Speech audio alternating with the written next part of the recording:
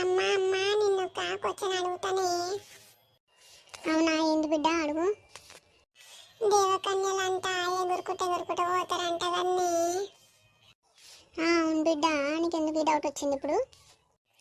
ఏం లేదమ్మా, మన ఇంటి పక్క అంటే ఎగురుకుంటూ పోతలేవేందని రోజు చూస్తా నేను, కానీ పోతలేదు. దేవకన్యేంద్ర ఎట్లుంటుంది అది? రుబ్రాయి ముఖం వేసుకొని దేవకన్య అని పట్టి దాన్ని. అవునా అమ్మా, మరి ఎందుకమ్మా డాడీ రోజు దేవకన్య దేవకన్య లెక్కుంది ఆంటీ అని అంటాడు?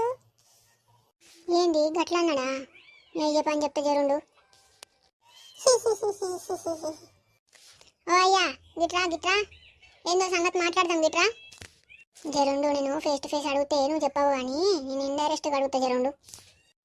ఏందే ఏమో గిట్లా పిలిచినావు, ఏమైంది? మంచిగానే ఇగిలిత్తన్నావు కానీ నేను ఒక క్వశ్చన్ అడుగుతా అయ్యా, ఆన్సర్ చెయ్యి. అడుక్కో అడుక్కో. అడుక్కోవాలి నాని కొవ్వుల మనవాడా.